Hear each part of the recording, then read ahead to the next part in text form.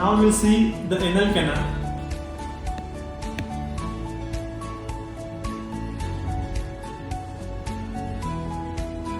The anal canal starts from the anorectal junction up to the anal canal, up to the anal verge, that is the anus. The length of anal canal is near about 3.8 cm. The upper limit is the anorectal junction.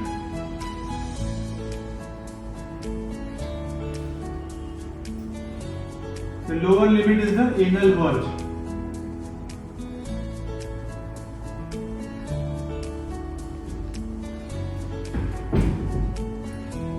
The relations of anal canal in both males and females on the posterior aspect are the same. Posteriorly lies the anococcygeal ligament and the coccyx in both of them. Anteriorly lies in males the membranous urethra, the bulb of penis, the perineal body, and in females anteriorly lies the lower part of vagina and the perineal body. On the lateral aspect of the anal canal consists of the istiorectal fossa on both the sides, and the sphincter muscles cover from all around the anal canal. Now we'll see the parts of the anal canal in detail. Anal canal consists of three parts. We'll draw the anal canal. So this is the rectum. This is the dilated part of the rectum, the ampulla.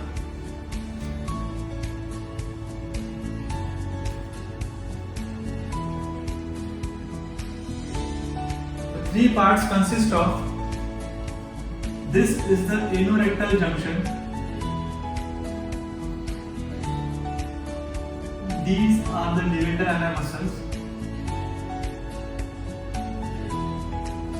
The first part starts from the anorectal junction about 15 mm in length. This first part consists of 6 to 10 mucosal folds. These folds are called as the anal columns.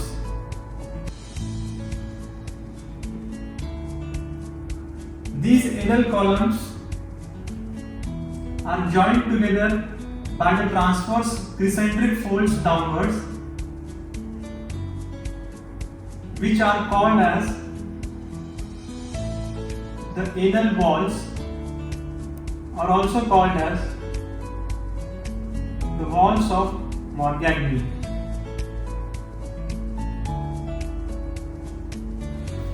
This 15 mm part, the first part of the anal canal, is lined by the columnar epithelium. If we divide this part into two, the upper part is lined by simple columnar epithelium and the lower half is lined by the stratified columnar epithelium.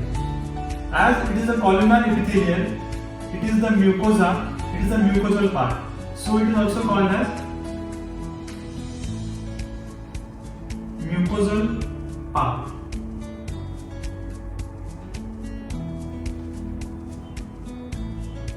These folds, these anal walls, have a depression over here.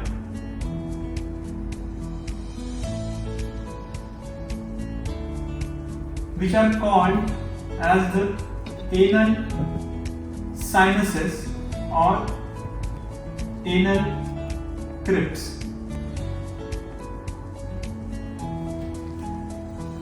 The radicals from the superior rectal vessels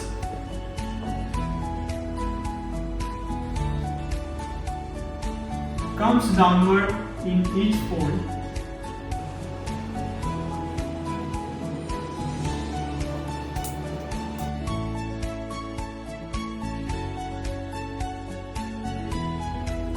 if we see the cut section of this anal walls, you would see like this structure. So if we cut it, so this is the depression which are the anal sinuses, that are the anal crypts. In these anal sinuses or anal crypts drains the tubular glands which are called as the anal glands. So the anal glands lying between the intersphincteric spaces, they drain their secretions via the anal duct in these anal crypts. These anal glands are about 5 to 10 in number.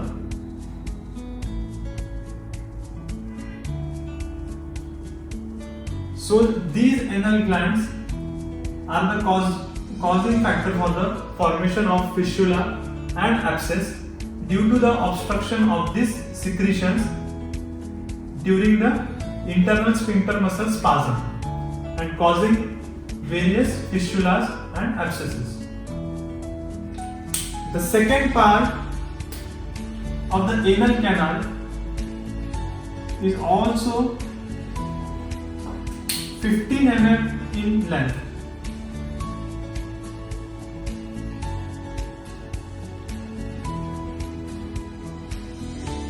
So this second part of the anal canal is lined by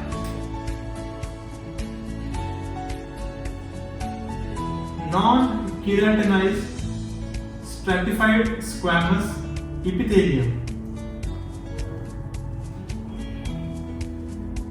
and it consists of the internal venous plexus. As this is the submucosal part, it consists of the internal venous plexuses. The color of this part is bluish pink due to the presence of the internal venous plexuses. So this second part is also called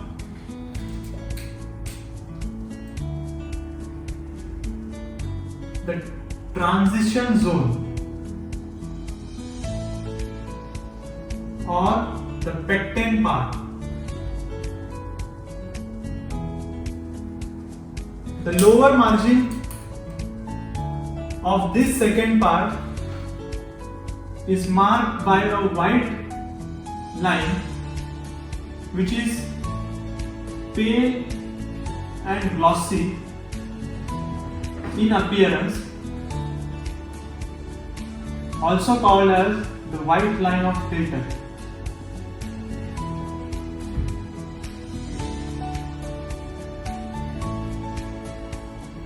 This second part is devoid of the sweat and sebaceous glands.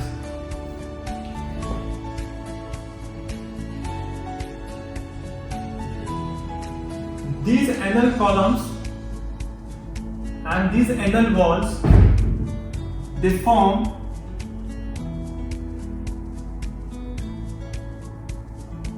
the upper margin of this second part. The upper margin is also called as pectinate line or dentate line.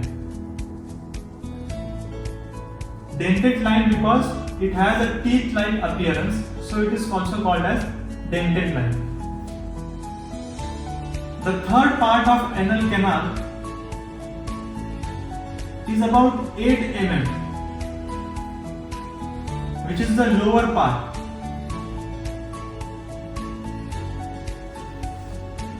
So the total length of anal canal is 3.8 centimeter, that is 38 mm.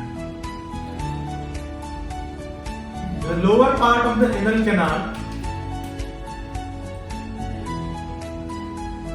is lined by keratinized stratified squamous epithelium, and it also contains the sweat and sebaceous gland.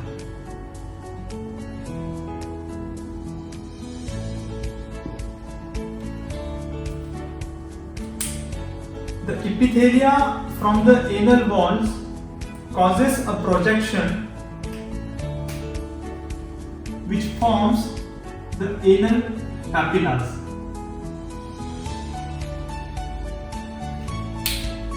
If we see the sphincter muscles surrounding the anal canal, there lies the internal sphincter muscle. This dentate line is exactly opposite to the half of the internal sphincter muscle. All these columns have the terminal radicals from the superior rectal vessels. Out of these, the left lateral, the right anterior and the right posterior columns have the largest radicals. So if we see in a lithotomy position, this is the anus. The anal columns, these anal columns from the left lateral position, the right anterior position and the right posterior position, these anal columns has the largest radicals. So these are also called as 3 o'clock, 7 o'clock and 11 o'clock. So these anal columns are more prone to develop hemorrhoids due to the supply of the largest radicals from the superior rectal vessels. Now we'll see the anal musculature, which consists of two main muscles, the internal anal sphincter and the external anal sphincter. We'll draw a diagram of anal canal. This is the anorectal junction. These are the anal columns. This is the white line of rectal. So these are the ureter anal muscles. Here lies the puborectalis muscle, which fuses with the ureter anal. The internal sphincter muscle is the thickened part of the circular muscle coat of the rectum.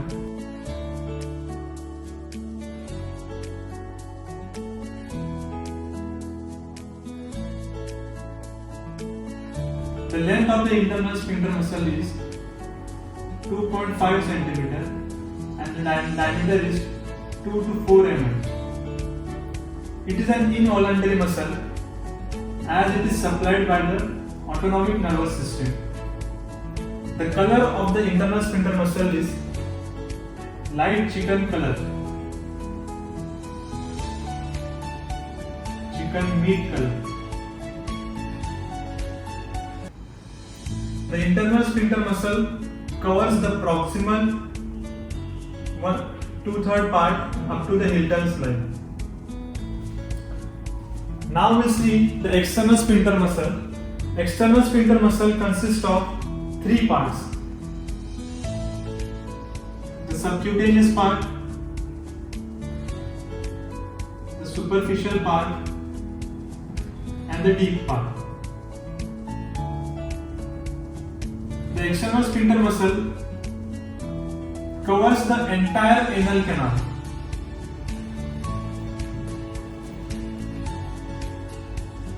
The external sphincter muscle is a voluntary muscle, which is the striated voluntary. In a sagittal view, if we see,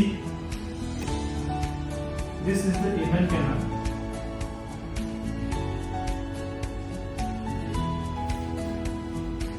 This is the upper part of anal canal, this is the middle, and this is the lower part of anal canal. The subcutaneous part of the external sphincter, it covers the lower part of anal canal, the superficial part of the external sphincters. This is the perineal body. This is the coccyx. And this is the anococcygeal ligament. The superficial part, it is elliptical in shape and it is attached anteriorly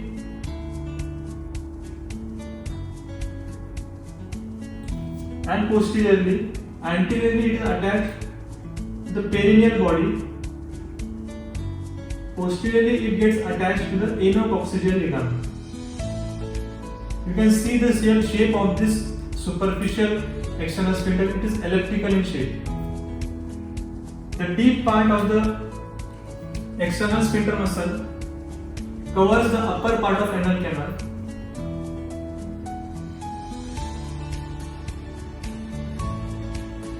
So you can see the superficial part has bony attachments, that is to the anococcygeal ligament posteriorly, and in front anteriorly it is attached to the perineal body. The subcutaneous and the deep part of the external sphincters have no any bony relations. These deep part of the external sphincter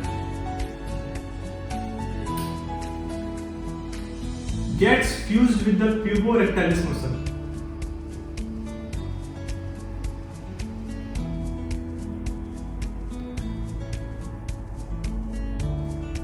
So this is the puborectalis.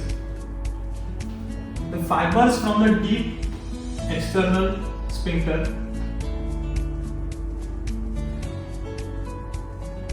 gets fused with the puborectalis muscle. So this relates the relation of external sphincter along the anal canal. Now we see the conjoint longitudinal muscle coat of the rectum. This is the circular muscle coat above which lies the longitudinal muscle of the rectum. It fuses with the puborectalis fibers. Below the anorectal junction, it blends together to form a fibroelastic band which passes between the internal sphincter and external sphincter, that is the intersphincter space, reaches up to the white line of Milton. This fibroelastic band then tends to form multiple fibroelastic septa which fuses above to the perianal skin. The lateralmost fibroelastic septa gets fused with the pudendal fascia, that is the obturator fascia, and is called the perianal fascia. The middlemost fibroelastic septa passes medially at the white line of Hilton and forms the intersphincteric groove